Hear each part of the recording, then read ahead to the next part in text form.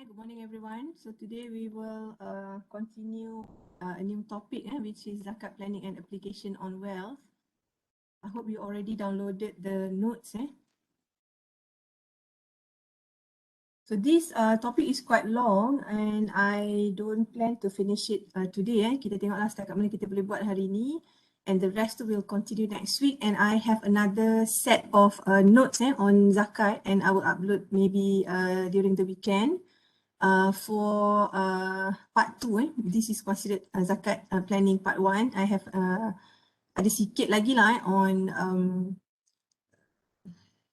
that one, more on zakat and tax planning lah. Kita combine both zakat and also tax. But for this one, for today, for this week, we're going to look at zakat planning and application of zakat on wealth. So it's a bit different from what we have done so far, which is more on the taxation. For zakat ni, as an introduction, so this is what we're going to cover. First of all, we're going to look at the importance of zakat. So what is zakat actually? The conditions of paying zakat, the beneficiaries of zakat, the zakat system in Malaysia, the main types of zakat, whereby we have two main categories of zakat, which are zakat fitrah and also zakat on wealth. So our focus would be on this part, zakat on wealth, whereby we are going to look at zakat on agricultural products and also livestock. Okay, zakat on gold, money, shares and investment, zakat on takaful product, and also zakat on business. So the later part ni, zakat and tax planning ni, will be covered next week. So when I prepared the notes ni, saya tak perasan, saya tak masukkan part yang last ni. Okay. Alright, so as an introduction, it's a bit lengthy and you can read this part. So when we talk about zakat, this is actually one of the religious obligations that must be fulfilled by Muslim. So in Islam, we are actually urged to accumulate wealth. It also tells Muslim to, pay zakat due to other Muslims in the society. So we can say that zakat ni is not as a gift, it is actually more on act of returning the right of others in one's wealth. It is an obligatory form of charity, so I don't need to explain this further. So kalau ikutkan dalam rukun Islam, kita ada 5 pillars of Islam, so one of them is actually to pay zakat. So if you need the Quranic verses, you can refer to Surah At-Taubah ayat 103 lah. And this zakat payment can be used as a measurement of one's wealth and his compliance to Islam. So as a financial planner, as a financial advisor, if you have a Muslim client, in fact, you can use this for yourself as well. So zakat should be included in the financial planning of a Muslim individual. Not only you can advise your clients, or particularly your clients, not only you can advise your client on their investment, on their retirement plans, you can also advise them on their zakat planning.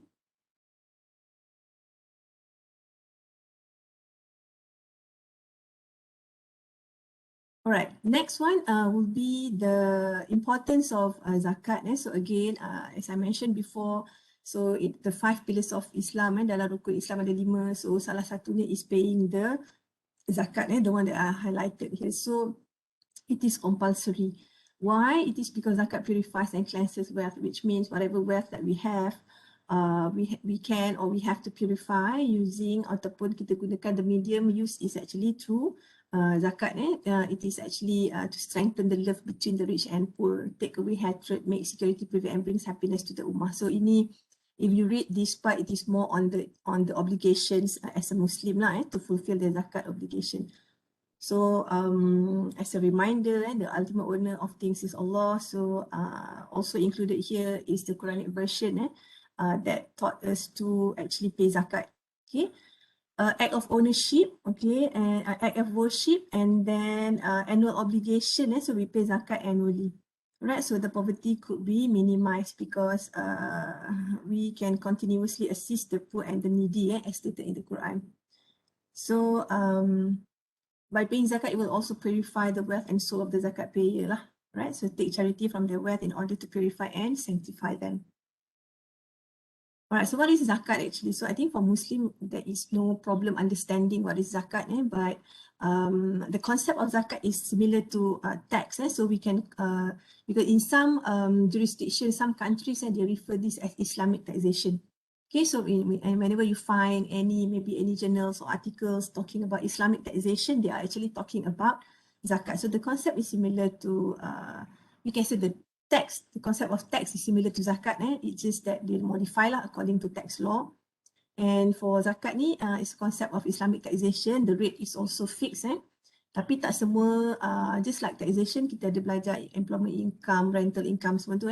So sama juga dengan zakat, not all wealth are zakatable.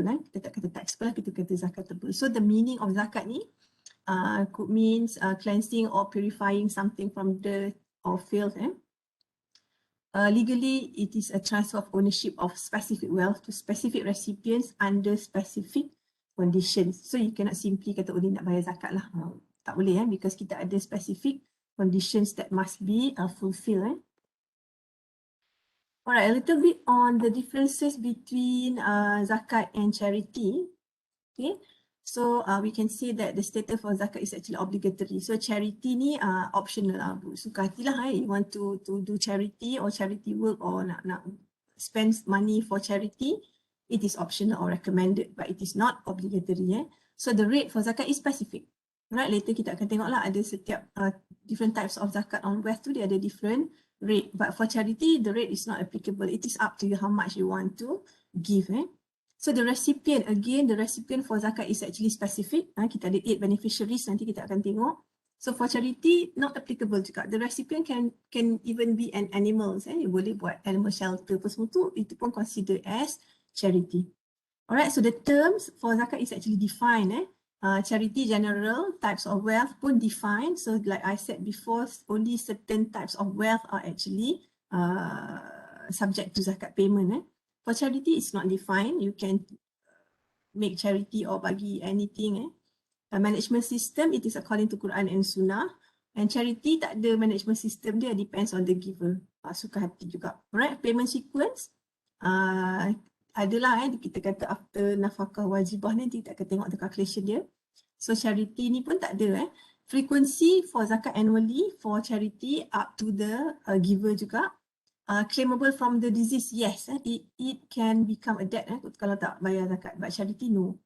Minor and insane not accepted, charity not applicable. As a minor pun boleh buat charity, tapi untuk zakat taklah.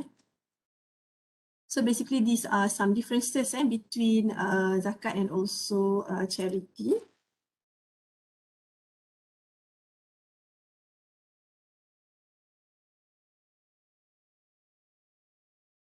Alright, these are the conditions for paying zakat. So the condition that must be fulfilled.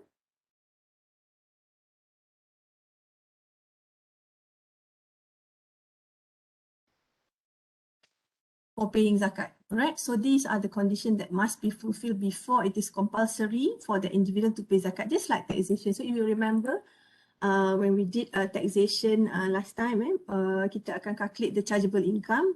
So if the chargeable income of an individual is more than 5,000 ringgit, maknanya dia 5,001 tu baru dia kena bayar tax. So sama juga dengan zakat. There are conditions that must be fulfilled before it is compulsory for the individual to pay zakat. So the conditions are set by the Sharia are as follows. Number one, Islam, payer is a Muslim. So non-Muslim are not obliged to pay zakat. So for non-Muslim, if you want to do something like this, you can go to charity. So they consider as when you do charity, you do good to others. So sama juga the concept of paying zakat. But it is only compulsory for Muslim. Full ownership, which means you must have full ownership of the wealth. Absolute right of wealth. Harta pinjam, you don't have to pay zakat. So full ownership means a person own the wealth during the house, alright? So you will be introduced to a few terms. Dalam ni kita ada a few Arabic terms ni.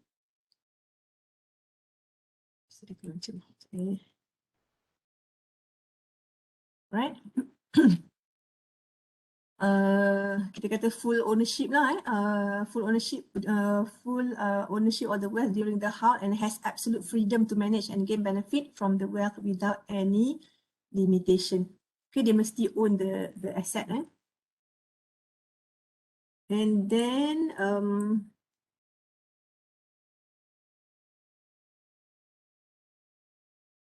see a free person. Alright, untuk kita sekarang ni not much lah. Kalau zaman dulu kan ada slave, ada hamba. So now most everybody kita boleh kata free person lah. And D full house, right? Must meet the full house. So full house maksudnya tadi kata full ownership, mesti own absolute right of ownership. Harta orang, harta pinjam tak boleh bagi zakat lah, kena harta sendiri. And full haul means the wealth is kept for a full year. Okay, satu haul, cukup haul maksudnya cukup satu tahun.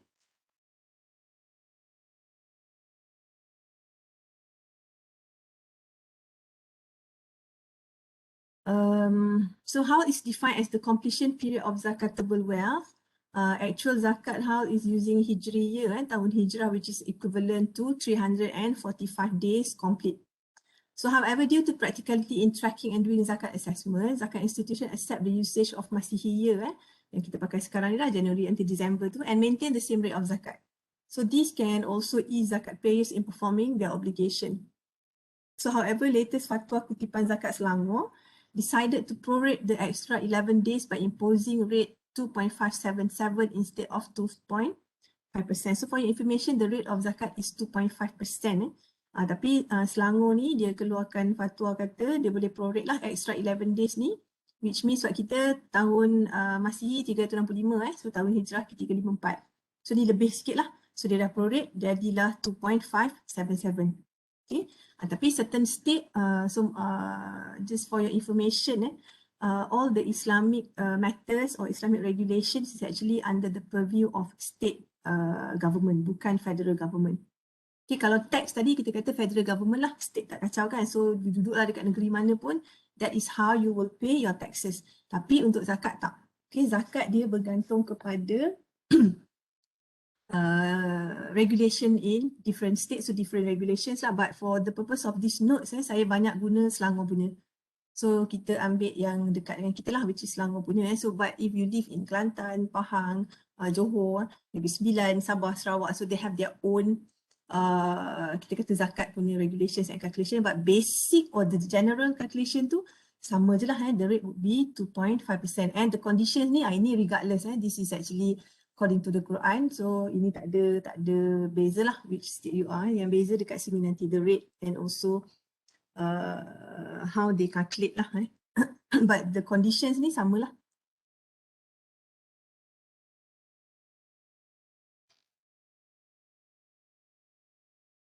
Okay, and E, the wealth must achieve the nisab. Okay, tadi nampak haul kan? So haul tu is cukup 1 tahun. Nisab ni is the minimum, kita kata minimum rate lah, minimum rate in order for the Muslim to be obliged to give zakat. So dia ada certain rate lah, kalau tak sampai rate tu, then tak perlu bayar zakat. So for example, the nisab for gold is 85 gram. So ni ambil calculation Arabic punya lah, kita pakai 20 dinar. So kita convert lah equivalent to 85 gram for gold. So untuk zakat gold mesti above 85 gram.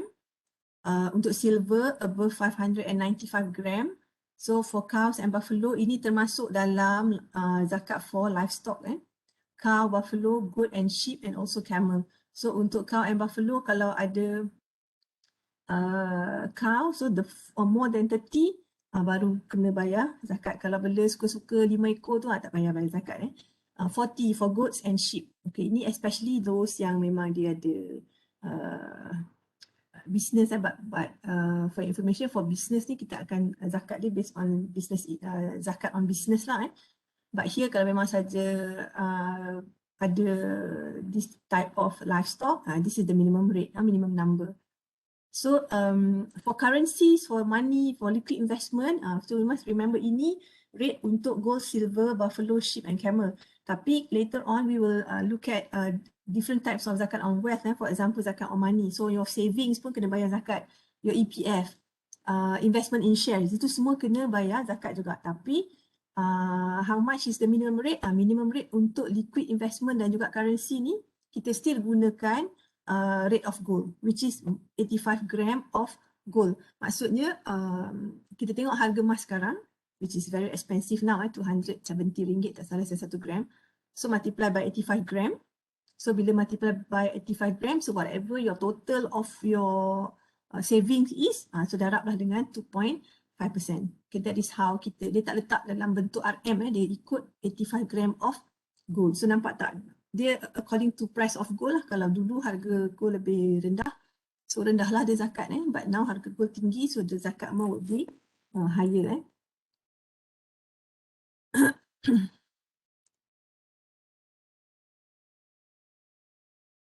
Alright, so who are the beneficiaries of zakat? Siapa yang boleh dapat zakat ni? Not everybody can get the zakat. So ada according to Quran, ada 8 beneficiaries of zakat. Do you have any questions so far? Soalan tak? No, clear. Okay, alright. So again, so based on surah At-Taubah ni, 8 beneficiaries of zakat. So that's why I said the conditions, the beneficiaries semua dah ada dalam Quran. Kita bukan make up benda ni lah. So for example, number 1 must be, kita katakan fuqara or hardcore poor. So ini kalau tengok dalam bahasa Melayu dia guna fakir kan. So fakir and miskin. So fakir is hardcore poor lah. Who has neither material possessions nor means of livelihood. One who suffers and has no means to sustain his or her daily needs. Okay, ni tak cukup pun untuk daily needs. So these are considered as hardcore poor. We also have poor, insufficient means of livelihood to meet basic needs. Ini nampak daily needs, satu hari punya needs pun tak cukup. Yang ni basic needs tak cukup. So masuk dalam kategori poor. Amil is who are appointed by the Muslim ruler to collect and distribute zakat. So when you pay zakat, you can pay to the worker or amil lah. Mu'alaf, who is actually revert, a non-Muslim who embrace Islam or have the potential to embrace Islam. So these are one of the beneficiaries of zakat. Ariqab, to free the captive, one who wants to free himself from bondage or the shackles of slavery. Kalau ada, Gorimin, those people in debt. Okay, those people in debt ni nampak macam orang yang berhutang. But you must remember yang berhutang ni, in debt ni, money borrowed tu to meet basic and halal expenditure. Bukan dia berhutang sebab gambling ke, berhutang sebab yalah, hutang disebabkan benda-benda yang non halal ni. So the debt tu must be borrowed to meet basic needs and halal expenditure. So orang ni pun kita boleh bagi dia zakat. Ibnu Sabil, the wayfarer, who stranded in the journey. So zakat assistance usually in the form of financial assistance and return ticket. Kalau stranded dekat mana-mana, we want to bring them back. So kita boleh gunakan zakat portion juga. And last one is fisabilillah, is in the way of Allah. So any effort to uphold Islam. One who strive in the cause of Allah for the betterment of the community. Okay, ini if you look at the definition based on different states, saya refer to Selangor punya lah. So for students in IPT, masuk dalam kategori ni. That is why there's always a portion for students untuk zakat ni. Because sometimes ni kita ada orang dia dapat the misconception, dia ingat zakat ni hanya untuk miskin je. Memanglah. Tapi salah satu, ada 8 bukan hanya untuk the poor. No. Ada 8 kategori dekat sini, and those still studying, especially like yourself dekat IPT, masuk dalam kategori ni. That is why kita dekat UPSI ni pun kita ada pusat zakat tu kan. So this is actually to cater untuk you all yang dekat this part lah. So janganlah ingat, saya tak miskin lah, saya tak perlukan duit zakat. But if you are under one of these category, then you can be one of the beneficiaries of zakat. Okay, saya ada soalan daripada Haziq privately nanti. Yang tu later. Zakat on money, yes, ada. Itu later. Right. Okay, a little bit on zakat system in Malaysia. So again, like I mentioned before, kita ada federal constitution. Yang kadang-kadang jadi kontroversi kan dalam federal constitution, kata Islam is agama rasmi, Melayu ialah apa lagi tak dalam tu banyak the dalam federal constitution. But as I mentioned before, zakat, fitrah or any other Islamic religious matters, they are actually under the purview of state government. Okay, so Melaka lain cerita dia, Kelantan lain cerita dia, Pahang lain cerita dia, Selangor lain cerita dia. not the federal government. Okay, that is why sometimes kalau you tengok macam sekarang kan, bila MKN announce, okay, masjid tutup lah, buka lah, berapa orang yang boleh pergi masjid, dia kata depend on the Majlis Agama Islam negeri masing-masing. So all the religious matters memang ada Majlis Agama Islam di setiap negeri lah. Kita ada Islamic Council of each state. Okay, so the operation, the service provided by the council ni different from one state to the other. Alright, dulu the focus untuk zakat ni dulu lebih kepada zakat fitrah je. Okay, I'll explain to you what is zakat fitrah later. Ni musim-musim raya ni kan.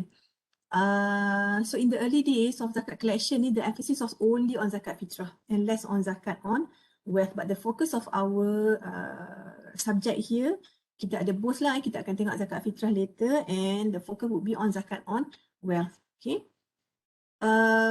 Tapi the management of Islamic Council ni, they are more proactive and innovative. So they nak increase the types of zakat being collected and also the number of zakat payer. Okay, so memang very easy. So I'll show you later contoh lembaga zakat Selangor. So very easy. Ada, kalau nak bayar zakat ni, you can go to ada kios dia ataupun internet transfer. Tolak gaji pun boleh.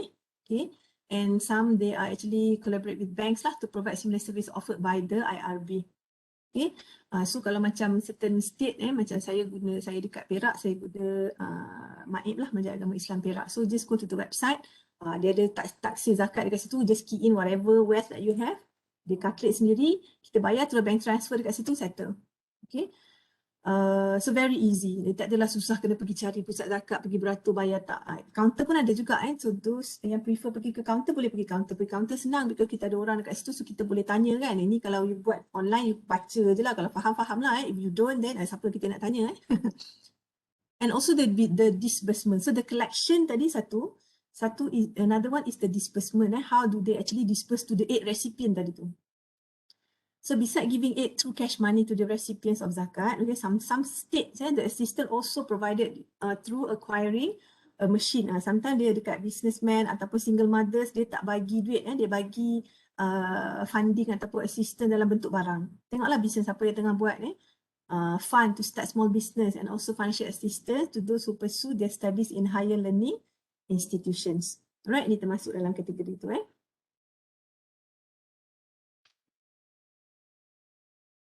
Alright, so ini the main types of zakat, zakat fitrah and zakat on wealth. Okay, dua ni je, yang lain tu tak ada. Because yang lain tu semua, yang the different types of wealth ni semua saya masukkan dalam zakat on wealth. So first of all, let's look at zakat fitrah. Okay, fitrah, fitri, sekarang Hari Raya Aidilfitri kan. So the word fitrah ni comes from Arabic word fitri, which means the same as iftar, breaking a fast, and come from the same root word as futur, which means breakfast. So zakat fitrah is also known as zakat of body and zakat of Ramadan. Okay, so for a Muslim, mungkin you all ada tengok kan, maybe especially your father lah, kita kata ketua keluarga, that because zakat fitrah is compulsory for every Muslim. So zakat fitrah compulsory on every slave, free man, male, female, young and old among the Muslim. Okay, bila, alright, dia due from the starting of Ramadan and ends before the Aidilfitri prayer. Maknanya sepanjang bulan Ramadan tu boleh bayar zakat fitrah. And then now kita tak boleh keluar. Kalau tak before you all pergi to shopping mall, you can see ada banyak kaunter zakat fitrah kat mana. Banyak tempat lah dia buka kaunter untuk zakat fitrah. So ada amil dekat situ, so you can pay. Okay, so untuk zakat fitrah ni harga dia, the rate is according to the price of rice, harga beras.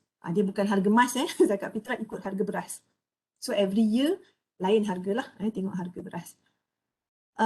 So the period dia, the amount, the due date is actually starting of Ramadan and ends before solat Aidilfitri. So kita solat Aidilfitri dalam pukul 8.30, 9 macam tu, so before that lah. So the head of the household may pay the required amount for the other members. Let's say there are 5 members in your family, your father, mother, you 3 beradik. So the father will pay untuk 5 orang. So depending on how many person in that household. Conditions of zakat fitrah. A, Muslim. Right, so again, it is not obligatory for non-Muslim to pay zakat. So zakat fitrah, Muslim. B, owns food, asset or money that is more than enough for his basic needs and the basic needs of his dependents for one full day. Right, so alhamdulillah kalau ikutkan semua mampu untuk needs untuk satu hari. So fulfill the condition lah. Able to live between two periods, which means end of Ramadan and beginning of Syawal. Dalam masa 24 jam tu, hujung Ramadan tu, waktu buka puasa tu, sampailah ke besok pagi tu, kita hidup lah maksudnya. So a person who has passed away before the sunset or a child born after the sunset on the night of first Syawal, tak payah kira, is not obliged to pay. Let's say ada adik baru, okay, baru lahir tapi dia lahir after hari raya pertama tu, malam tu dia lahir. So tak perlu bayar zakat fitrah untuk dia lah sebab dah habis pun dekat before Aidilfitri prayer. So A, B, C, alright. So inilah the conditions to pay zakat fitrah. Muslim, own food and able to live between two periods. Alright, period of performing zakat fitrah are, kalau ikut saya dekat sini, I've divided into 5. So you can see here, obligatory time. So tadi kita tengok dia mesti at the beginning of Ramadan sampailah sebelum solat Aidilfitri. Okay. Tapi dia ada obligatory time between sunset on the last day of Ramadan and the sunrise the next day. Sebab tu kalau tengok ramai yang bayar waktu macam ni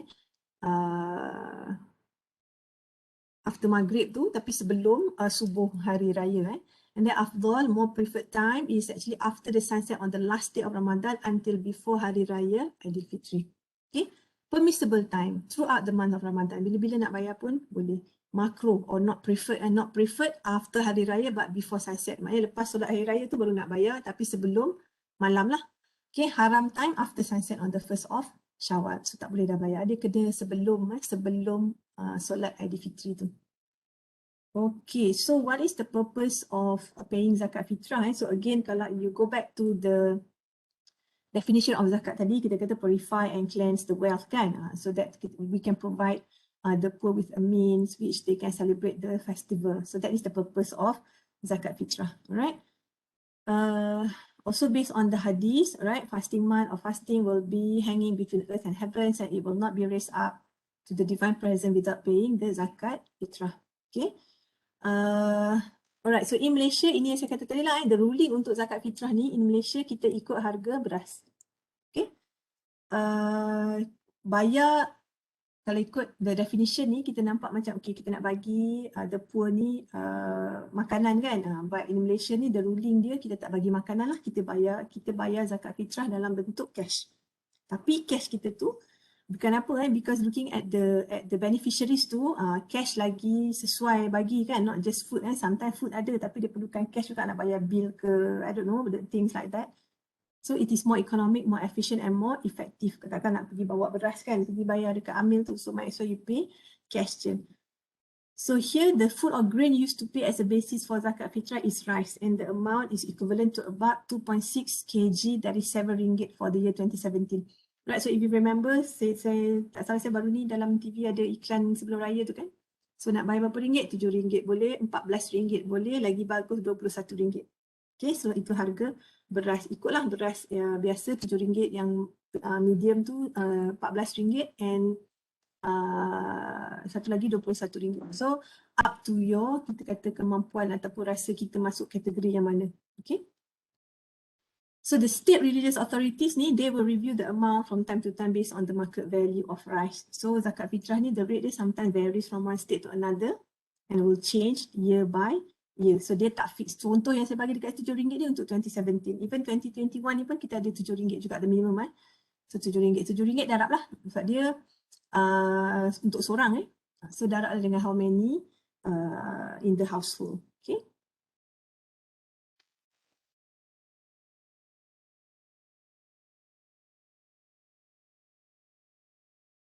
Alright, before we move on any further, I have 3 questions for you for your self-assessment. So can you try 8, 1, 2, and 3?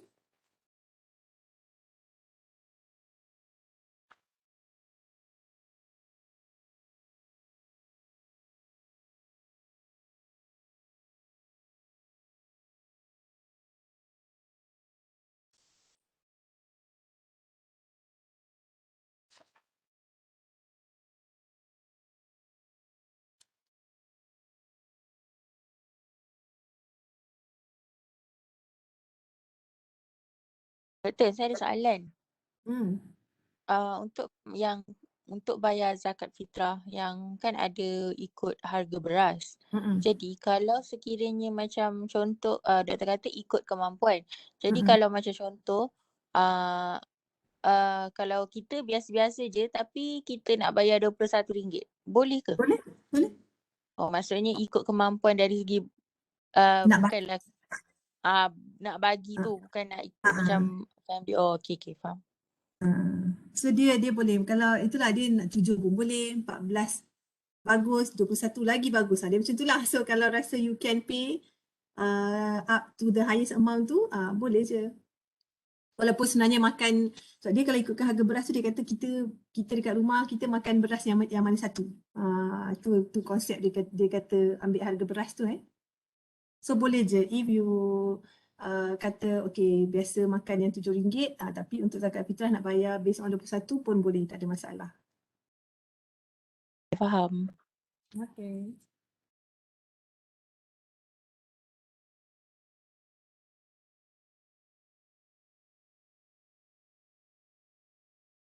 So biasanya in the household if you're not married, biasanya your father akan bayar untuk semualah. Tapi kalau let's say ada sister or brother yang married, biasanya bapak dah tak bayar lah. So the husband dia akan bayar pula untuk dia Or if you're married pun you boleh nak bayar untuk diri sendiri pun boleh. Or if you're single tapi you dah kerja, you have your own income, tak payahlah bergantung pada ayah untuk bayar your zakat. You can pay by yourself juga.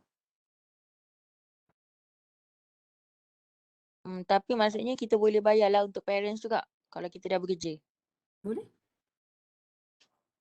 Dia kalau ikut konsep dia kata head of the household kan. So biasanya kalau semua masih lagi dalam tanggungan mak ayah, biasanya the father akan bayar lah.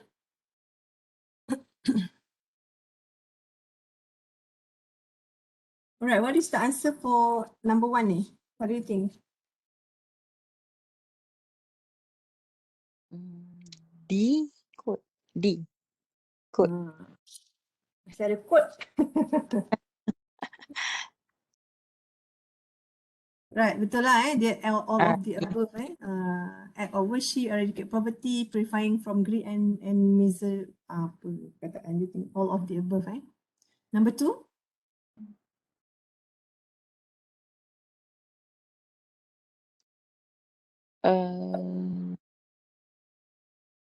True.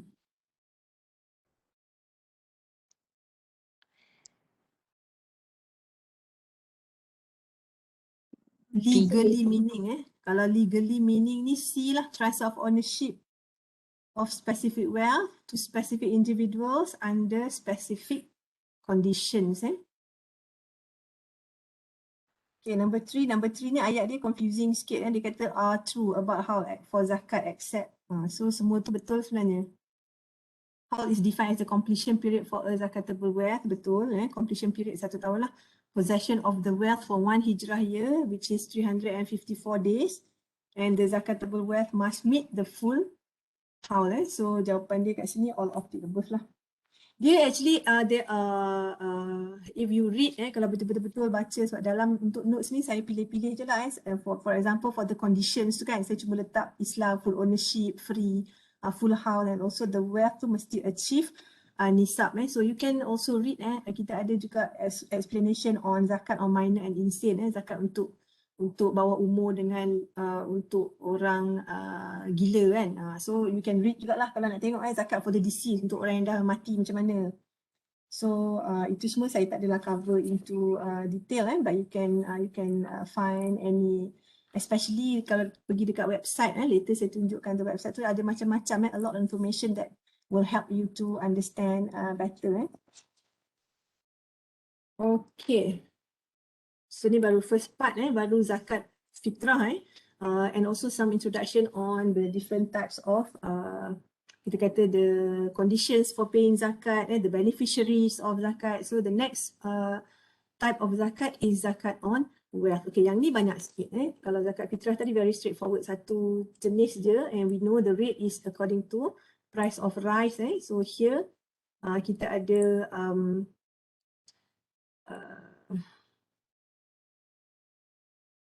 kita ada different types of zakat on wealth Alright, so the conditions of zakatability is that wealth must be actually growing or have the potential for growth. So in case you wonder kan, zakat on wealth yang macam mana, what type of wealth that is actually subject to zakat, dia mesti actually growing.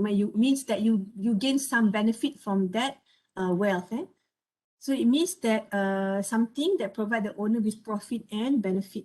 For example, if kita simpan duit dekat bank kan, so ada every, kita kata kita ada profit lah, certain amount of profit based on our savings. Ataupun if you have investment in shares, so ada dividend apa semua tu kan, or when you sell ada pula dia punya capital gain tu dekat situ, so ada benefit. Or if you have gold, okay, harga gold memang tak turun-turun, memang sentiasa naik je. So gold provide the owner with the profit and benefit juga. Even you simpan, even you keep the gold pun later, kalau you simpan for 5 years pun later when you want to sell, you will get some profit out of it. Sebab tu kita ada zakat on wealth. So actual growth ataupun it can be, kalau kita tengok tadi kan cow, buffalo, camel tu, the growth can also be increased by genetic juga. So katakanlah harga, saya pun tak ada pernah raise cow, so saya tak tahulah but as far as I'm concerned, katakan harga sheep or cows umur 6 bulan dengan umur 2 tahun, harga dia beza. So the growth ataupun the benefit tu increase by the genetic. So lain umur, lain harga dia. So in principles, all growing assets are subject to zakat. Tapi kita akan tengok rulings in Malaysia lah, macam mana dekat Malaysia ni, especially on zakat on wealth ni. Alright, so these are the basic, kita kata the zakat on wealth ataupun zakat al-mal could be classified into. Alright, number one, agricultural product. So dekat Malaysia ni, agricultural product zakat hanya untuk padi je. Ada zakat padi sahaja. Gandum apa semua tak ada, padi je. Livestock, okay, 3 types of livestock, goat and sheep, cow and buffalo, and also camel. Alright, untuk livestock ni, just to let you know lah, kalau in accounting pun, sebab saya memang background accounting, so just very excited to share with you that kalau you belajar accounting before this, kita kira assets kita basic je kan, kita kira plant, machinery, land, building, all the basic type of motor vehicles and the basic type of kita kata property, plant and equipment. Tapi in accounting dia ada lagi satu kategori of asset which are called biological assets. So biological asset ni termasuk agricultural product dan juga livestock. Which means untuk companies yang dia memang kerja dia is tanam pokok kelapa sawit contohnya. Macam dia nak kira harga pokok tu kan. Pokok dia tanam satu value, the price of the plant, ataupun dia business dia ialah menternak all the cows and buffaloes. Macam mana dia nak kira harga cows and buffalo tu, sebab itu pun consider sebagai asset. Or ada aquaculture kita panggil, kalau agriculture ni pokok lah, aquaculture bila ada ternak ikan, udang sebenarnya dalam air tu kan, so we call it aquaculture. Itu pun termasuk dalam kategori biological assets. Biological maksudnya asset tu dia subject to growth. Kalau you ada mesin tu tak membesar kan, tapi if you have cows, buffalo, goats ni dia membesar. Tu harga dia awal tahun lain, hujung tahun lain. How do you want to record in your accounting books? So untuk accounting kita ada biological asset dan accounting for livestock pun ada. Sounds funny tapi kerja kita hujung tahun buat apa? Kira berapa ekor lembu ada, berapa ekor yang baru beranak. So itu pun masuk dalam accounting juga. So tapi dia masuk dalam special, kita kata special treatment lah. Tak semua business involved in that kind of assets for agriculture and livestock. Itu in accounting lah. So for zakat pun, those two are actually subject to zakat. But in Malaysia kita ada padi je. So 3 types of livestock, goats, sheep, cow and buffalo, and also camel. So 3 kategori dan 3 different rate. Kita dah tengok awal tadi ada 3 different rate. Alright, gold. So gold is the origin of ruling for all derivation of money or currency. So gold and money inclusive of all its derivation belongs to the same type of asset and must be combined for the purpose of meeting nisab. Right? Maksudnya semua ni masuk dalam sama kategori. Let's say saya ada gold, saya ada money in form of takaful, saya ada investment in shares. So what I have to do is I have to add everything dekat dalam ni dan tengok dia lebih dia achieve nilai nisab tak. Nisab dalam case ni untuk gold ni is more than 85 gram of gold. Katakanlah harga gold sekarang RM200.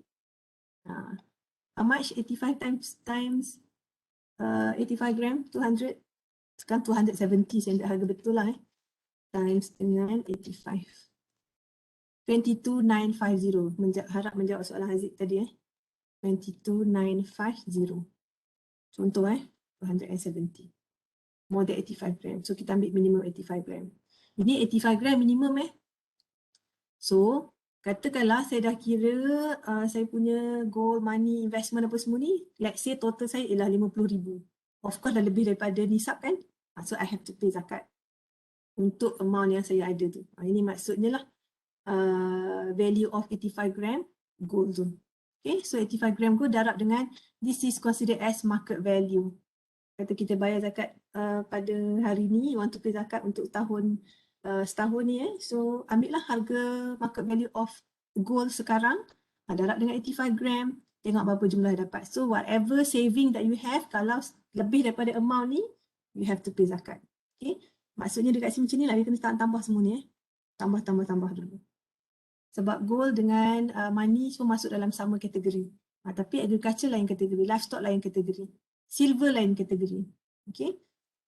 Mineral nanti kita akan tengok next week, income pun kita akan tengok next week lah. So income ni just like employment income. Okay, so kita ada income zakat on income. So income from employment, income from freelance and professional, rental income, income from gift and also donation. So ini pun akan, this is actually subject to zakat So kita akan tengok one by one lah. Untuk yang ni walaupun even though the calculation is actually to combine everything, I will still explain to you one by one lah for the purpose of learning. Kita nak tengok satu-satu. Kita tak terus buat combination je. Tanya boleh? Untuk yang emas tu, sekarang kan kita ada beli emas dekat melalui terus bank kan? Melalui public gold orang panggil. Adakah pengiraan dia tetap sama? Dia tak ada kusut nilai kan? Yang tu jadi kita tengok.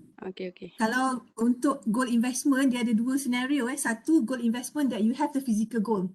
Pergi buat gold investment dapat emas tu. Satu lagi gold investment, pergi bayar je dapat sijil. You tak pernah nampak pun the physical gold tu. Ada dua So nanti kita akan tengok the condition yang dua-dua tu. Alright, so in general, zakatable asset must only be from the halal source. Okay. So wealth acquired from haram sources like gambling, interest and sales are prohibited lah. Maksudnya dapat from unlawful activities ni tak boleh bayar zakat. Kena bagi charity je And it is also important to note that fixed assets such as property like land, building, contoh kan ada rumah banyak, tanah banyak, vehicle banyak ini semua tak perlu bayar zakat. Yang perlu bayar zakat hanya dalam ni, kategori ni je. Nampak bangunan, tanah, rumah semua tak ada dalam ni So tak perlu bayar zakat. Hanya untuk 1, 2, 3, 4, 5, 6 ni je. So untuk yang ni biasanya tak ada masalah lah because yang ni if you are a salaried individual, gaji tu dah ditolak dengan zakat dah macam kita buat calculation kita sebelum ni. So yang inilah, ini kalau wealth lain-lain yang ada lah selain daripada gaji. Okay, the first one would be zakat on agricultural products and livestock. Saya combine je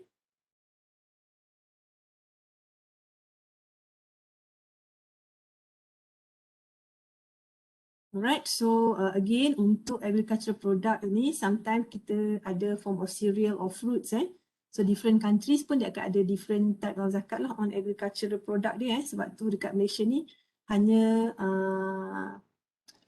agriculture hanya zakat dekat padi sahaja So the rate dia depends on the methods of watering the plants.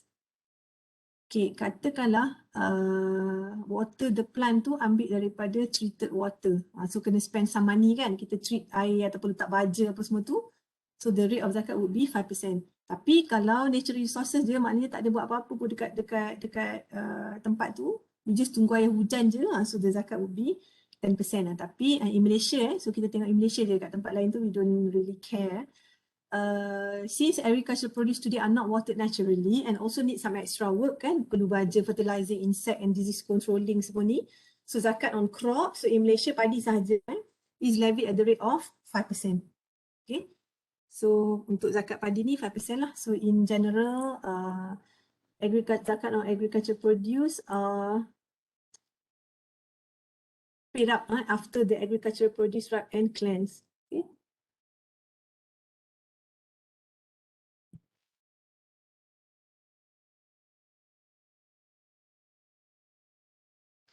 Alright, so for zakat on agricultural produce, hanya untuk padi, so it must be paid after harvested at the rate of 5% from the total crops, excluding subsidy given by government.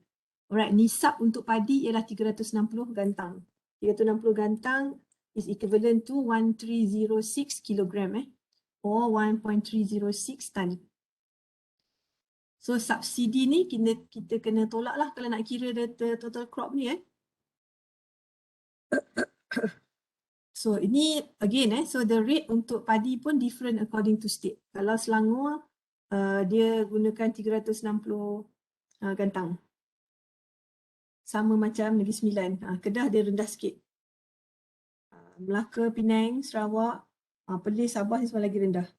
Perak dengan beberapa persekutuan lagi rendah. So this is the nisab dia lah. Maksudnya kalau orang ni dia ada more than 363 ni, so inilah nisabnya dan dia kena bayar zakat padi 5%. Tapi itulah different on which state dia grow the padi tu.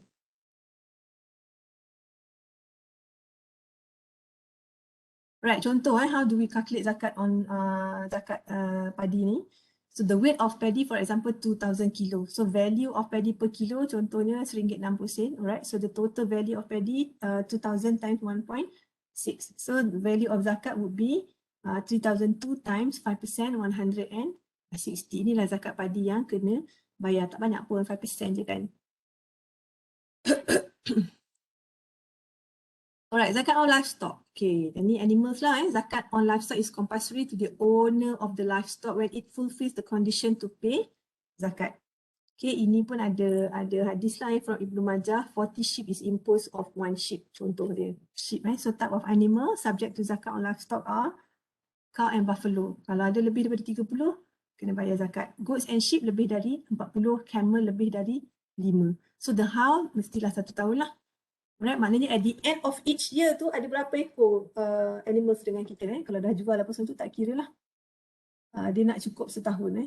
Other than the livestock must be fully owned by a Muslim and a freedom person, there are also conditions that must be fulfilled, which are animals must be pastured naturally.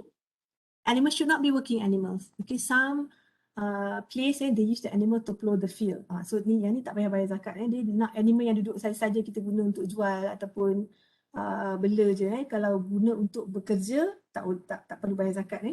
Nisab must be maintained during the haul. Okay, inilah. So kalau nisab 30, by end of the year masih lagi ada 30, baru kena bayar zakat. Katakanlah ada awal tahun ada 30, hujung tahun matilah pula tinggal 20 je. Then you don't have to pay zakat on livestock sebab nisab dia must be maintained during the haul. Dia tak boleh awal tahun 30, by the time nak bayar zakat dah tinggal 20 lah, tak kira lah. Alright, so this is the method to calculate, just share with you. Untuk sheep tadi 40. So if you own 1 until 39, nothing, don't have to pay zakat. 40 to 120, 1. 120 until 200, 2. So inilah, so every additional kena bayar pula, kena tambah lagi 100. For example ada 500, so 500 5 ekor sheep untuk bayar zakat. And the method dia bukan kita bayar livestock ni bawa pergi 4 ekor lembu bawa pergi pejabat zakat tu, tak. Kita mesti convert ikut money juga. So dekat in Malaysia ni nak bagi senang semua dibayar according to the value of livestock. So zakat payment ni dia ambil cash je. So kita convert lah, katakan harga bull tu contohnya, age dia berapa. So according to market value juga. So different state pun kalau tengok tadi akan ada different price lah. Ni bukan apa, this is also for a proper accounting treatment. Like I told you before kan, kita ada accounting for livestock. Macam mana company nak record ataupun macam mana orang yang nak record dalam buku dia harga-harga the livestock ni. So kita ikut harga cash so that easier to distribute to the recipient. Because you must remember, takkan kita nak pergi bagi the recipient tu lembu kambing kan. So kita bagi dia dalam bentuk cash because the owner of the livestock ni pun will pay the zakat dalam bentuk cash. Walaupun the calculation dia dalam bentuk animals, kita akan kira mengikut market value of that animal.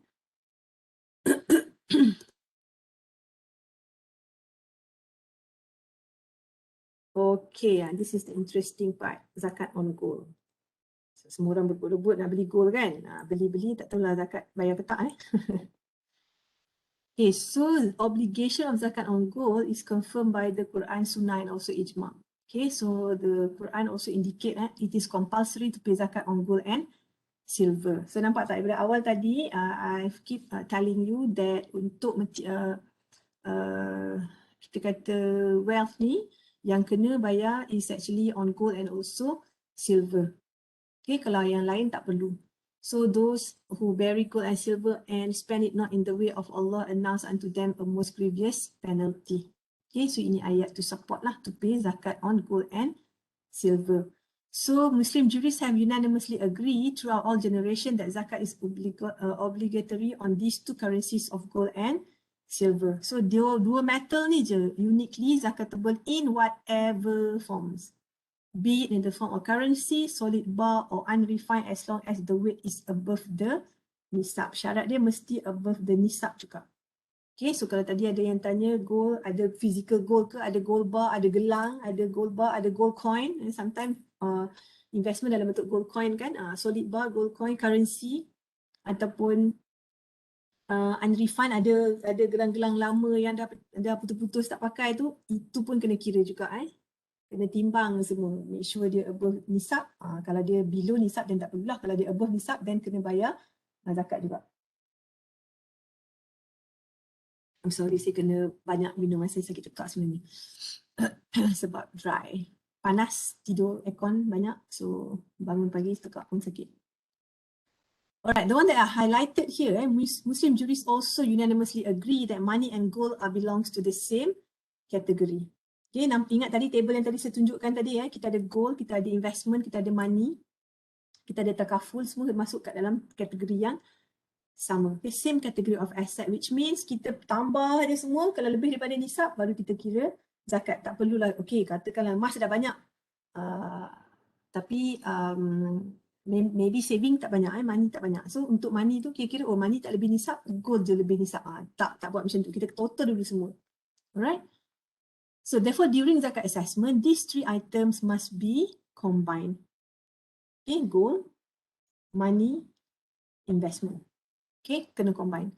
During zakat assessment, these three must be combined. If the total exceeding nisab, then it is subject to zakat payment. Later I show you taksir zakat untuk Selangor. Okay, inilah tadi. But for the purpose of our topic ni, saya akan explain satu-satu lah. Alright, so A, B, C, D. D ni is the adjustment. Kalau ikutkan gold jewelry and investment. Right, so value of non-jewelry gold saving investment, women's gold jewelry that exceed uruf. Another Arabic word nanti jumpa kat sini. Tadi kita dah tengok how lah, nisab lah. So I hope you understand the meaning. Sebab kalau ikutkan throughout the notes memang saya pakai term tu je, saya tak tukar. Alright, so women's gold jewelry that exceed uruf. So money in the form of cash and cash equivalent. So dalam ni you have to determine your saving. Saving dekat Maybank, Bank Islam, Public Bank semualah. Withdrawal cash value in takaful and insurance policy. EPF saving at the age of 55 and above. Hopeful debtor kalau ada hutang. Saving at other places or non-financial institution. Okay, ini semua termasuk dalam money. Cash and cash equivalents. Shares and investment at capital or money market. Okay, if you invest shares at bursa, ada unit trust, mutual fund, and all sort of investment, kena totalkan juga dekat sini. Kalau ada adjustment, avoidance of double zakat in the same year, non-syariah compliant income and capital gain. Non-syariah compliant ni kita kena tolakkan. So kita tambahkan ABC ni, kata kalau total dia meet the nisab, which means macam tadi saya tunjukkan lah, dia mesti 85 gram gold, darab dengan katakan sekarang harga gold RM270. So equivalent to 22 something tadi kan. So kalau you total semua ni, you dapat, let's say total you dapat 60,000. Of course above the nisab already. Meet the nisab then darab dengan 2.5%. Untuk rate ni, rate dia, fixed rate dia memang 2.5%. Dia bukan macam tax. Tax kita ada scheduler kan, kita ada table kan. So 5,000 sampai berapa ribu ini persen dia. Lagi banyak, the more you earn, the more you have to pay taxes. Yang ni tak. Rate dia fixed je. Okay. So even though all the above must be combined, so this discussion made here is actually one by one. So saya akan explain satu-satu lah. First of all, kita tengok gold that is not worn as jewelry. Ini ada beli, okay, for yourself or maybe your mother, dia ada banyak gold so disimpan je. Not worn as jewelry. Contohnya jewelry made of gold and silver that is kept as treasure. And accumulation of wealth such as bullion and coin. Beli gold coin, mana nak pakai kan? Simpan je lah. Okay. Or whatever jewelry yang ada made of gold and silver. So use unlawfully such as men are forbidden to wear jewelry made of gold. Let's say lelaki dia ada gold. Tapi dia tak, kalau ikut in Islam, you cannot wear gold, silver or any other substance. Zakat is obliged on men jewelry if exceed nisab juga. Let's say you collect dia banyak jewelry. So kalau dia exceed nisab, then you have to pay zakat. Gold or silver utensils, decoration, equipments. Nampak tak sudu garpu emas ni? Or silver. Actually in Islam, forbid the use of gold and silver as kitchen and dining utensils because that is a feature of a lavish way of living. So all item are zakatable. Timbanglah sudu-sudu, garpu, silver kalau ada kat rumah termasuk dalam kategori ni. Okay, I highlighted here it is compulsory to pay zakat if gold meet the nisab of 85 grams for gold. It must also meet the haul, which means dalam 1 tahun tu when you combine, okay, inilah yang kita ada. The one that you trade, you sell, apa semua tu, during the year tu, kita akan tengoklah at the end of the year berapa yang kita ada. Kalau meet the nisab of 85 grams, mesti meet the haul jugalah. The nisab is based on, Prophet said there is no sedekah on whatever is less than 20 mithqal of gold. So kita convert 20 mithqal of gold ni, 1 mithqal sama dengan 1 dinar. So 20 mithqal sama dengan 20 dinar. So 20 dinar ni, 1 dinar ni 4.25 gram ataupun 20 dirham so which is equivalent to 85 gram. So this is how we actually derive dekat 85 gram ni. Nak convert tadi kan, kita kira based on 85 gram tu. So this is where 85 grams comes from. Betul. Okay, so remember that. Yeah. Macam mana kita tahu emas ni kan dia ada banyak jenis sekarang kan. Macam contoh 375 ni paling rendah, 999 ni paling tinggi. So kalau macam contoh lah barang emas kan, so kita nak timbang macam mana, kita kena contoh kalau individu ni dia ada 375, so dia ada 999, dia kena ambil yang wang emas tu timbang ke ataupun gram-gram tu? Sabarlah, nanti satu-satu. Oh ya. Okay, so ini in general kita ambil 85 gram in general 85 gram. Ini belum masuk different types of gold tadi so ada different carat tadi kan. So pandailah ni belum beli lagi ke memang dah selalu beli so ada different carat and different price Alright, so ada juga gold ataupun jewelry yang made of combination gold with pearl. Cincin ada diamond, cincin ada stone metal kan. Tapi kita nak kira zakat untuk gold tu sahaja. So you have to identify estimate the weight only for gold. Okay, so the rate again it is actually fixed 2.5% from the total amount of gold and silver that is exceed the nisab after a period of 1 year. Alright, example kita ada, saya ada correction sikit so please correct your notes dalam ni saya letak 850 gram, salah ni dia 85 gram je. And the broken gold ni follow figure dalam table ayat dekat atas ni tertinggal 50 gram untuk broken gold.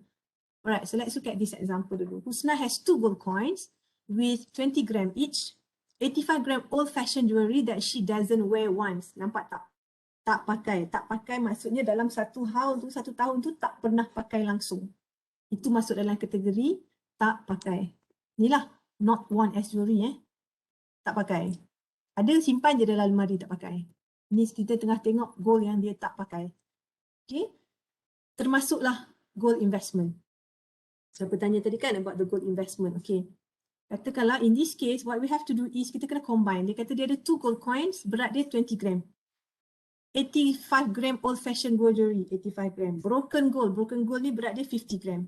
Ni kena timbang lah Syariah compliant gold investment 10 gram. Kita pun total dapatlah 185 gram. Okay, total ni you orang kena bahagilah dapat berapa harga 1 gram Ini rate lama kalau ikutkan. Kalau rate baru lagi mahal saya tunjuk you all nantilah rate yang latest. So since the total weight of gold alone is more than nisab, nampak kalau dia gold, kita tak darab dengan ringgit lagi tahu. Kita ambil gram je dulu. So sekarang ni gold not weigh 185 gram, which is more than nisab of 85 gram of gold. So how to calculate, ambil total ni. So ini dia dah kira kan. So you want to calculate, sekejap kita tengok balik. Where is my calculator tadi? 7600 divide by 40 gram. So 1 gram 190 dalam kes ni. Right, so kat dalam ni 1 gram sama dengan RM 190. Ni harga lama lah, ni murah lagi kan. RM 190. Okay.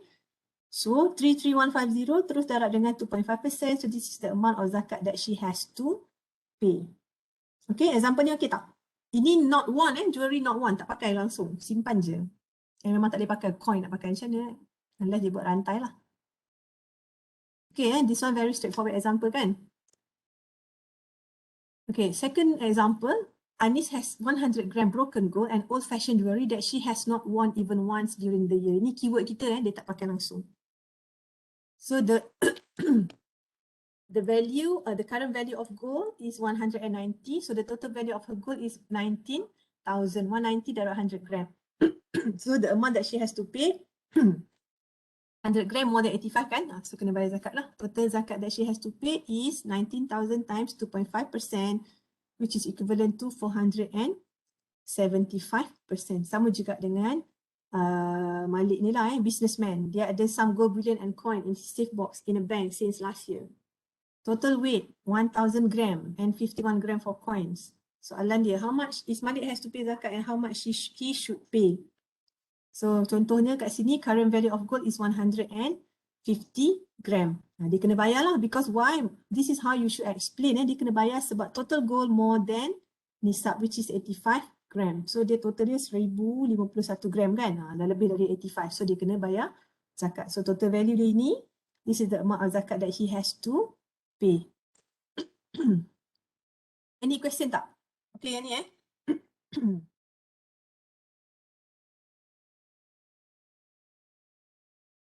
Alright, remember tadi saya explain gold that is not worn. All the jewelries, gold investment, gold coins, gold, broken gold lah, tak pakai old fashion, tak pakai simpan je, beli simpan je dalam satu tahun tu tak pernah pakai langsung. Dia in this case, kalau dalam satu tahun tu you pakai even once pun, dia dah masuk kategori worn. Okay, tapi kalau ada banyak yang kalian lupa kan, ini dah pakai belum tahun ni So anggaplah semua tu tak pernah pakai. Kalau tak pernah pakai, memang you have to pay zakat. The rules is actually untuk yang tak pernah pakai. Gold jewelry that is not worn. Yang pakai, in general, yang zakat. Gold yang pakai is not zakatable. In general. Tapi, practice in our country is, untuk gold ni, dia special sikit. So tadi again zakat kita kata obligatory on gold and silver, which is not one lah, kita beli dan kita simpan. Logik kan dia adalah investment, kita beli, kita simpan, kita tak pakai. So itu memang kena bayar zakat based on yang tadi punya calculation lah, which is the nisab must be above 85 gram. Okay, itu yang not one. Kalau yang pakai ni kalau zakat, kalau kita kata gold jewelry that is worn ni, in general, it is not zakatable. Okay, pakai je tak kena zakat. Tapi in Malaysia, apa yang kita practice is, kalau lah, so ada ayat kat sini lah, obtain for personal use as ornament and use lawfully by women as is not zakatable. However, if the amount or quantity of jewelry exceeds the customary amount ni lah kita kata uruf This is our uruf. Dia macam logik lah kan, untuk some people dia akan ada, contohnya ada 2 gelang, 2 rantai, 2 cincin contohnya lah So itu in general orang ada macam tu. Tapi if you have like 40 gelang, 50 rantai, so nampak macam dah lebih daripada customary limit kan, because you cannot wear at one time pakai 50 rantai kan, tak kalah kan. So in Malaysia ni apa yang kita buat is the customary amount ni is called uruf Arabic word which means customary. So untuk Selangor ni the customary amount is 800 gram. So you have the different the different huruf limit untuk different state. So kalau tengok Terengganu, Johor 850 gram. And how do you pay zakat is actually the difference. Kita akan tengok calculation later. Tapi those from Kelantan, boleh tengok dalam semua negeri ni, Kelantan je no limit. Which means they follow yang atas ni je, not zakatable. Dia kata asalkan you pakai the gold is not zakatable. Pakailah berapa kilo pun dekat badan, belilah berapa kilo pun, janji you pakai, that is not zakatable. Okay, and then kita pun tahu kan Kelantan Terengganu memang banyak gold dan memang customary untuk semua perempuan ada gold and pakai gold. So in Kelantan no limit. You adalah berapa gram pun, berapa ribu gram pun, berapa kilo pun you don't have to pay zakat if the gold jewelry is worn. Dengan syarat kena pakai. Okay. So different state nampak like I said before, dia memang ikut undang-undang negeri. Some state ambil difference. Let's say you have you live in Terengganu, you want to pay gold zakat on gold. The uruf is 850 gram. So you have 900 gram of gold. So dia kena bayar difference je. 900 minus 850 times 2.5%. 150 ni kita akan darab dengan harga emas lah. Jangan pula ambil gram je. Gram darab dengan 250 bukan. Dia kena cari dalam harga RM dulu. Market value of the gold dulu baru darab dengan 2.5%. Okay, kalau macam contoh dekat Pahang. Total. Dia tak ada difference. Nampak? Let's say uruf dia 500 gram, you ada 600 gram. So 600 gram terus darab dengan harga gold, darab dengan 2.5%. Kalau Terengganu, Selangor ada difference, dia ambil yang lebih daripada uruf tu je. Pahang tak, dia ambil semua. Kelantan no limit. But in our calculation, biasanya kita follow Selangor for the purpose of our calculation. Any question tak? Sebelum saya pergi pada example dia. Boleh faham Betul, maksudnya kan kalau contoh dekat Kelantan yang no limit ni, maksudnya even dia memang ada banyak sekalipun, kalau dia tak nak bayar, dia boleh macam kalau as a perempuan boleh pakai hari ni pakai set yang lain. So dia anggap tak zakat dah. Tak payah bayar zakat. Tak, asalkan dipakai. Walaupun berlambak macam mana pun. Walaupun macam Datuk Seri Nida tu kan berkilo-kilo emas dia kan. Tak payah. Oh. Yeah. So if you live in Kelantan, janganlah pula you orang Kelantan tapi you duduk dekat KL, you nak follow Kelantan punya. Biasanya kita bayar zakat dekat tempat mana kita reside. You resident dekat mana. So kita bayar, kita ikut state tu. Kalau macam saya reside di Perak, so saya follow Perak lah. So Perak sikit je, 85 gram je. Memang banyak yang kena bayar kan. 85 gram tu apa sangat je sebenarnya. Kalau macam Selangor, 800 gram. Banyak jugalah. So dengan syarat kena pakai lah. Katakanlah dia ada emas berkilo-kilo tapi dia tak pernah pakai, dia simpan je. Emas tu dah masuk kategori sini. Ni kan, not worn. So not worn tak semestinya yang buruk je tak nak pakai. Or yang dah broken je, yang baru pun boleh. Kalau beli dan tak pakai, kena bayar zakat based on kat sini. Above 85 gram je. Ini tak ikut state pun. Kalau yang ni, yang not worn ni memang standard je. Wherever you are, 85 gram, not worn. Sebabnya ikut Islamic law, yang tak pakai ni yang kena bayar zakat. Yang pakai tu in general tak payah, tapi dekat Malaysia, so apa yang Kelantan buat ni sebenarnya betul lah. Apa yang dipakai tak payah bayar zakat, tapi kita tengok juga the customary limit kan. Macam ditanya tadi kan, takkan ada emas berkilo-kilo nak pakai at one time so tak ada. So kalau apa yang dia ada tu is actually lebih daripada customary limit. So kita pakai untuk perhiasan, bukanlah sampai extravagant. Kita kata kita beli untuk perhiasan, so that is why certain state dia come up dengan huruf ni. Macam logik lah untuk ada like 800 gram emas sebagai perhiasan kan. Dia kata itu logik untuk customary, untuk huruf di negeri Selangor katakan. Cukup macam Terengganu kan. Okay, Terengganu ni dia kata kekaya ni. So kita tinggikan 850 gram. Siapa yang ada lebih daripada 850 gram, zakat perhiasan pula. Gold sebagai jewelry yang dia pakai, kena bayar zakat. Okay, so huruf je lah customary. In general tak payah bayar zakat pun kalau gold jewelry tu kita pakai. But for me, I think I agree with the huruf ni kan. Sebab logiknya takkan lah kan. You ada berkilo-kilo, you nak pakai hari ni pakai set ni 5 kilo, besok pakai set lain 6 kilo. Terkejut, tukar-tukar. But anyway, kita ada satu state je yang buat macam tu, which is Kelantan. Lain tak ada. Alright, example. Okay, kita ada Puan Azizah dekat sini, dia ada 900 gold jewelry, she won at least once for the whole year. Nampak? Pakai sekali pun dah dikira pakai. So, let's say ada 365 set, satu hari pakai satu set. So, tak payah bayar zakat lah, dah dikira sebagai zakat apa ni, gold won So, current value of gold is 150 per gram, ini harga lama punya ni. So, zakatable amount of Puan Azizah is the difference between gold and uruf. So, kita assume dia duduk dekat Selangor lah. Example dia pakai Selangor So 900 gram minus 800 gram, dia dapat 100 gram. So the current value of gold is 150 gram. So she has to pay 100 gram times 150, which is equivalent to 15,000, and times the zakat rate, which is 2.5%. So she has to pay 275 ringgit of zakat on gold that she wore. Puan Aminah 300 gram gold jewelry and she wore at least once for the whole year. Not subject to zakat because the uruf in Selangor is 800 gram. Okay? Boleh Ini dia lebih kan? Lebih daripada 800 gram. Ini tak sampai. So tak sampai, yang dia pakai tak sampai 300 gram, dia tak payah bayar zakat. 900 gram kena bayar tapi bayar the difference sahaja. Okay. Gold value, siapa tanya tadi inilah price-nya. Let's say gold yang you ada semua 999 je, 24 karat. So those of you, the girls, you want to ask your boyfriend for cincin ke, your future husband, nanti ambil lah yang paling tinggi ni Jangan minta 18 karat je, murah je.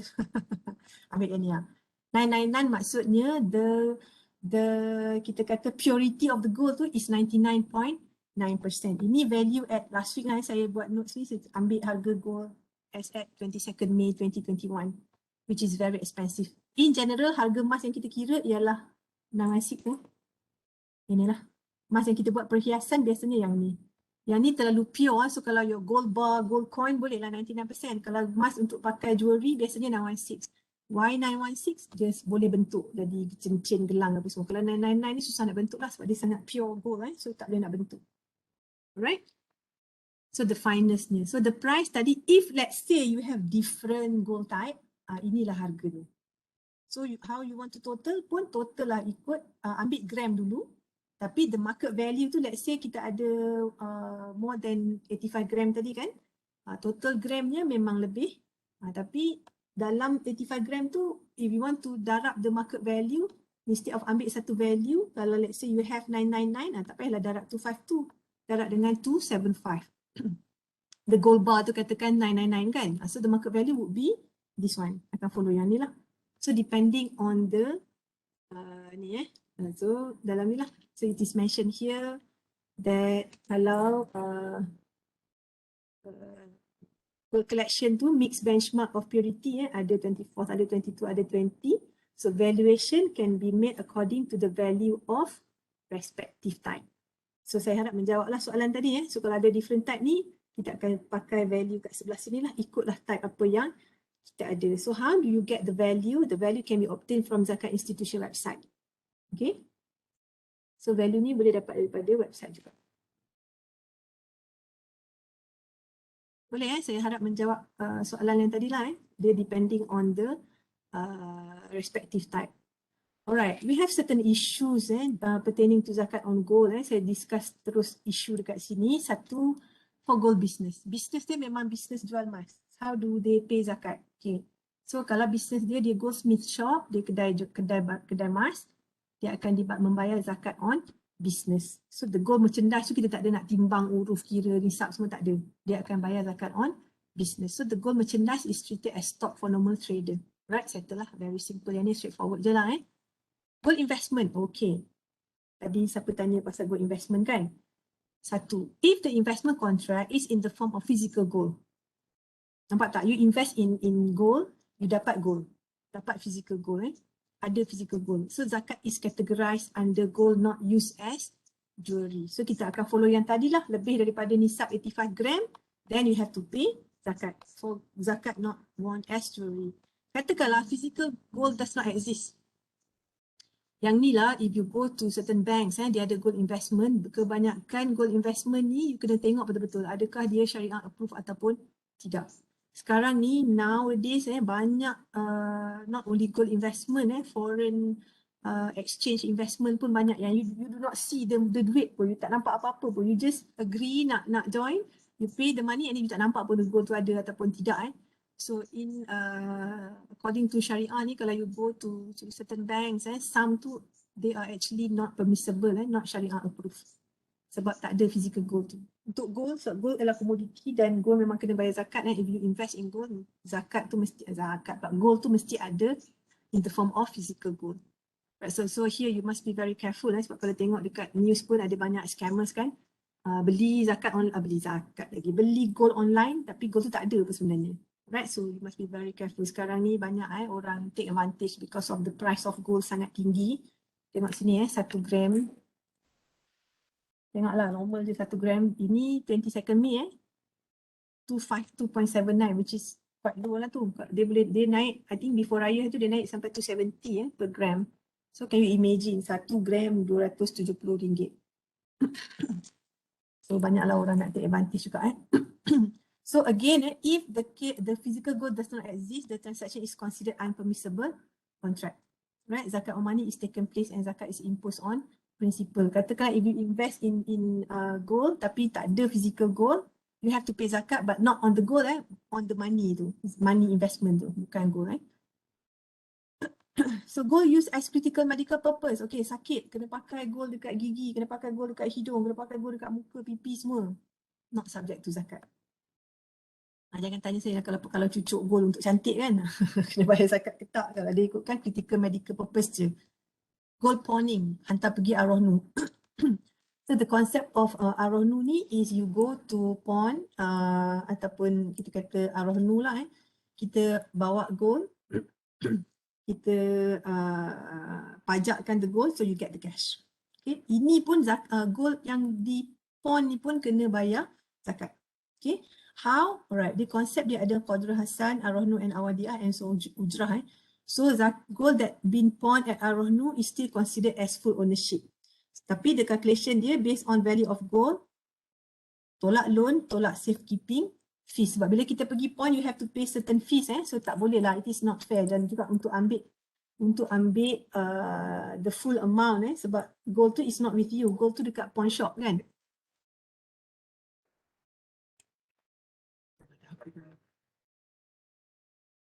You boleh dengar ada van ni datang bagi tahu PKPD. So gua rasa tepi jalan boleh dengar semua. Alright, so here we have Norma pawn her 2 gold necklace and 1 bracelet with the total weight 30 gram. Okay. Assuming the current value of gold is 150 per gram, total value of gold is 150 times 30 gram, 4,500. So here she can borrow up to 70% of the total value. So dia pergi pawn, so dia boleh pinjam, dia letak gold dia boleh ambil duit 3150. Dia kena bayar ujrah fee RM24 per month. So she is now in the 6th month. So this is how we calculate the zakat. Total value tadi 4,500 kan? Tolak 3150, value yang dia pinjam, yang dia dapat dekat dia. So the balance tu tolak dengan pula ada safekeeping fees. Okay, so tinggallah 1206. So the value must be total up with other asset based on gold nisab or times 2.5%. Katakanlah dia ada aset lain, dia ada money, dia ada EPF apa semua, kita totalkan lah. Kalau dia tak ada, dia ada ni je, terus darab dengan 2.5%. Alright, tadi kita cerita zakat on gold. What about white gold? White gold ni dia adalah gold asalnya tapi dia dah bleach sampai dia jadi putih. So if you know white gold dia warna putih. Sangat cantik, tapi the trade-in value tu tak adalah low resale value sebab dia gold biasa tapi dia bleach sampai jadi putih. So zakat on white gold, or kita boleh kata white gold is not zakatable. Okay.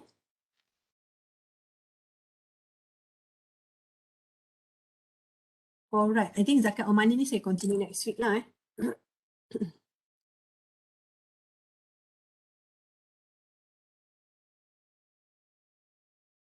Boleh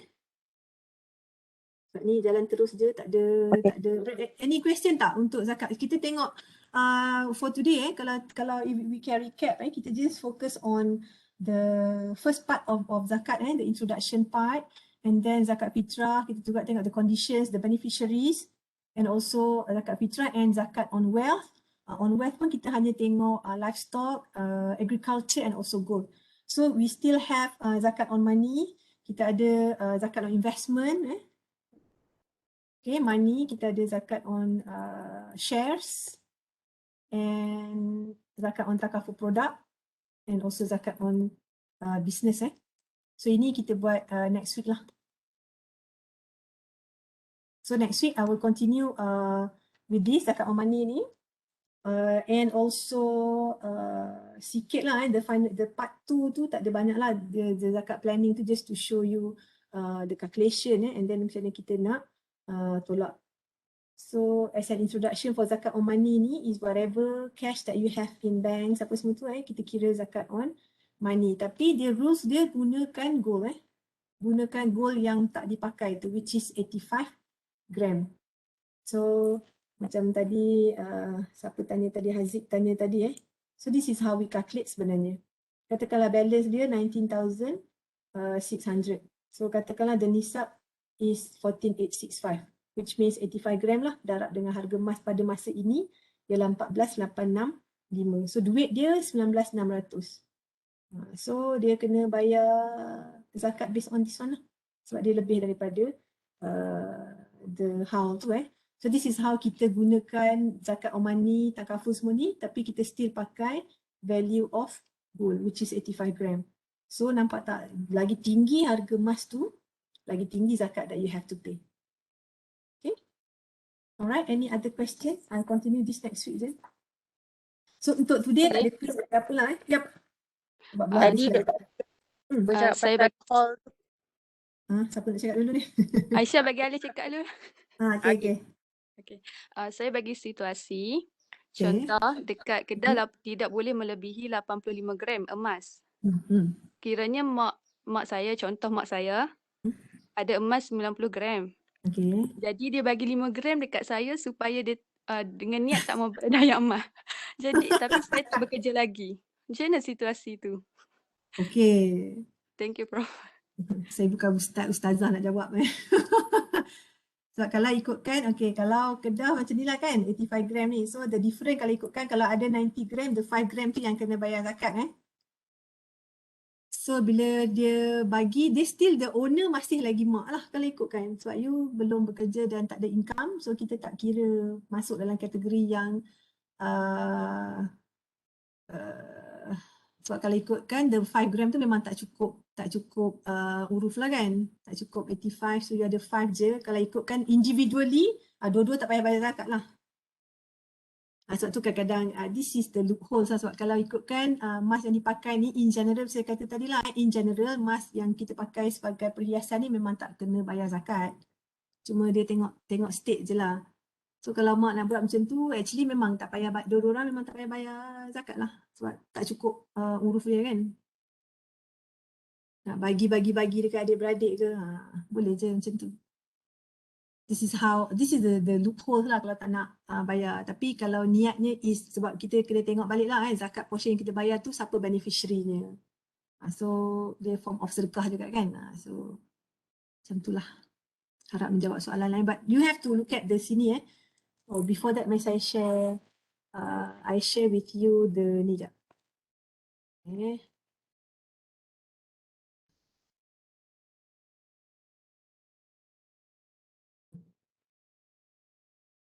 Ini Selangor punya So dia ada taksir zakat dekat sini. Contohnya kita pergi dekat zakat emas kita tengah buat goal hari ni kan. So we go to zakat emas ni. Alright. So kalau tengok tadi I told you that untuk goal simpanan semua ni dia masuk dalam kategori yang sama. Right? Let's say kita pergi dekat emas. So you isilah dekat sini. Jongkong emas, shilling emas, kepingan emas dan sebagainya. So dalam calculation ni kita tak gram you kena timbang sendiri and you have to darab sendirilah what is the market value of the gold. So CJ pelaburan emas patuh syariah. Nampak tak? Yang patuh syariah sahaja yang kena bayar zakat. Emas perhiasan wanita yang tidak dipakai. Emas perhiasan wanita jumlah atas uruf sahaja. Ni Selangor Selangor dia ambil different. Maksudnya atas uruf atas 800 gram tadi sahaja. Darablah dengan harga emas sekarang RM270 kalau 916 tu. emas dicagarkan. Kalau ada, ini yang emas gold pawn tadi bawa pergi Arwah Nur tu. Nampak? Jumlah nilai emas, ini Malay version lah. Jumlah nilai emas, tolak jumlah hutang, tolak upah simpan. So dapat A. Wang simpanan. Okay. Ini kita belum buat, kita nak buat next week. Just nak tunjuk you how this website dia calculatekan untuk kita je. Okay. Akaun simpanan, akaun semasa, akaun mata wang asing. Deposit tetap, FD. Simpanan di takaful. Nilai tunai polisi takaful. You ada belajar insurans dengan takaful kan? So kita ada cash value. So at the end of the year, kita akan ada satu amount sebagai cash value. So you have to put the cash value here. Baki KWSP kita berumur 55 tahun ke atas bagi yang masih bekerja selepas umur 55 tahun. Yang tak kerja tak payahlah. Jumlah baki KWSP bagi yang tidak bekerja selepas umur 55 tahun. Masuk kategori ni pula. Lain-lain tunai, peti besi, simpanan di rumah, bawah katil, bawah bantal semua tu. Hutang boleh terima dari penghutang. Okay, itu wang simpanan. Tambah lagi saham dan pelaburan. Okay, saham biasa, warrant, unit trust, pelaburan hartanah, lain-lain pelaburan, tolak pelarasan kalau ada, harta boleh batas masa dizakatkan, yang tadi juga lah pelarasan harta tidak patuh syariah, tolakkan. E, penentuan nisab. Okay, tambahkan sebarang simpanan institusi yang bayar zakat bagi pemilik. Ini hanya untuk penentuan kecukupan nisab sahaja. So tak apalah, so dia dah kira dekat sini. Ini jumlah keseluruhan harta kita, jumlah harta layak kena zakat. Zakat anda setahun. Dia dah calculatekan dah. 2.5% semua dekat sini. You key in je whatever wealth that you have. Keluar nombor dekat sini, boleh terus buat payment. Okay, ini kalau Selangor info zakat. So ada banyak lah. If you are interested to know lebih lagi on jenis zakat, syarat berzakat, maklumat agihan, siapa yang dapat, kalkulator kelakar asnaf fakir miskin. Untuk Selangor dia ada macam tadi kan kita buat poor and hardcore poor tu kan. Ini ada belanja dia ada calculation. Ada had kifayah tu tadi tu. So pendapatan tolak had kifayah. So baru masuk kategori yang kena bayar zakat atau masuk dalam kategori asnaf fakir ataupun miskin. So yang ni kita akan buat next week dalam masa kita buat zakat planning nanti. I will show you the calculation lah untuk yang ni. Kita ada juga subtopik untuk had kifayah ni nanti. Okay? Ada lagi soalan? Okay, saya nak tanya. Tadi Dr. dia sebut pasal yang hall tu kan, 1 tahun tu kan. Untuk binatang tu kan. Contoh kalau at the end of the year binatang tu tak cukup, contoh 30, jadi dia tak payah bayar zakat kan. Tapi bila dia dah jual benda tu akan dikira, akan dijadikan zakat pada money lah Kalau contoh duit yang dia dapat kalau dia jual, duit dia dapat tu dia simpan kan. Itu akan masuk dalam money dia jugalah. Untuk money kita tengok nanti. Untuk money tu dia ada macam-macam, because you have to combine all the savings yang dalam macam-macam bank tu. Tapi calculation dia ada calculation dia lah. Kita bukan ambil the maximum, kita ambil dulu the calculation dia is the lowest figure. But now untuk Selangor dia ambil ending balance je. So kalau ada banyak transaction kan, kalau masuk, by the end of the year, how much is the balance yang ada dalam account bank tu. Itu akan kira sebagai zakat on money lah. So kalau macam livestock tadi, animal tadi, kalau tak cukup dalam masa setahun tu, macam saya kata tadi lah, awal tahun ada 50, hujung tahun tinggal 20 je, sakit, mati semua. So tak payah bayar zakat lah. Okay, ada lagi soalan?